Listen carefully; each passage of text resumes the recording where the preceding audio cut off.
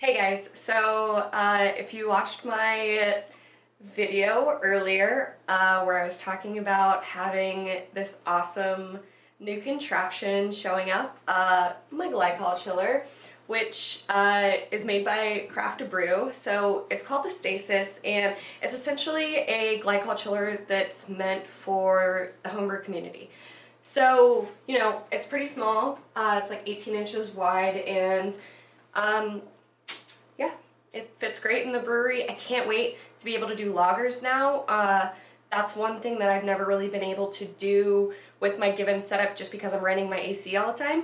So when I found out that they were building this, I was super excited. I found out in November, and I've been like, when is it coming out? When is it coming out? When is it coming out? And finally I have it. So I want to show you guys how to set it up and get started. Okay, so the first thing we need to do is connect the power cord, obviously. So super easy, just make sure it's in the off position already. Okay, so this is what I am determining is the most important. Don't turn it on until it's sat for 24 hours with the glycol in it, because you can ruin the compressor or something. Now we're going to install our temperature probe. So temperature probe assembly, it's got two probes on it because you can do two independent beers on one Glycol chiller. So you can have two lagers going at the same time. Super excited. Alright, so despite the fact that you can do two different beers at once, I'm only doing one because you basically have to get the same setup for each one. So you need the stainless steel coil, you need more tubing, you need everything. So we're going to test it out with one, and then I'm going to decide if I want a second. Okay, so we're taking, I have two things of vinyl tubing. We are taking caps off number one.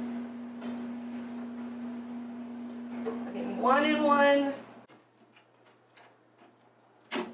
So I'm just using some of these screw clamps on this guy. Alright, so those are on nicely now. And the other end is going to go on my stainless steel coil. How this works is if you have a catalyst fermenter, you can buy the lid that one of these stainless steel coils goes into. And basically it just fits on like so. And tightens down. And then the glycol will pump through this. So I'm hand tightening it now, but I'm gonna go get a wrench. So we still don't want any air to escape through this, so get it pretty tight. Alright, so this is basically what we're gonna stick in our beer to chill it. So these are the tubes that are going to pump the glycol through that system, and I'm going to put this sleeve on it to just keep it a little cooler. So the last thing I'm going to do is find temperature probe number one, which is this one, and I'm going to feed my temperature probe all the way to the bottom of it. Alrighty, so there it is. And then I'm going to attach a airlock to this. So, random airlock. Okay, so this is basically going to go where my airlock would have gone, right in the middle of here. So what I'm going to do now is actually sanitize the crap out of everything, and I'm going to put this lid on my fermenter that has my wort in it. Okay, so I'm going to start with my lid itself because that's the first thing that's going to have to go on.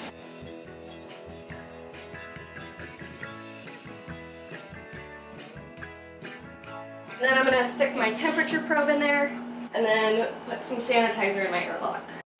That's going to be all good to go when we're ready for it, but we still have to let our glycol and water mixture sit in there for 24 hours. So I'm really hoping that my sanitary practices were as good as I think they were, and that I don't get an infection before I can actually pitch my yeast. So what we need to do is put 1.5 liters of glycol distilled water mixture in this. So we're going to do 2 parts of distilled water, 1 part glycol. So I'm going to use this, and you want to mix it up before. So I'm going to do 1,000. I'm actually going to do 900 milliliters and then 600 milliliters because that works better out in thirds. Mix it up a bit, and then I'm going to pour it into the system. Okay, so using a funnel, we're just going to throw it in, but make sure to do it slowly so that air bubbles can escape. And now we're doing 600 milliliters. Alright, replacing the cap, and then we're just going to let it sit for 24 hours, and I'll see you guys back here tomorrow. So it's been a little over 24 hours, so this should all be settled now. I've turned it all around so you can see the beautiful branding. So I'm going to flip the switch on the back on. What the top of the system looks like. I'm not going to go into how to adjust the temperature. It's super easy, and they describe it well in the manual. Okay, so once this gets down to 50 degrees, I'm going to pitch my yeast that I've been saving, this guy, and we're going to lager. It's actually pumping glycol through here. It is, you can see it. That's wild. So it's 50 degrees now. I'm going to go ahead and pitch my Pilsner yeast, and I'm going to let this sit for like a month. The entire quarantine, basically.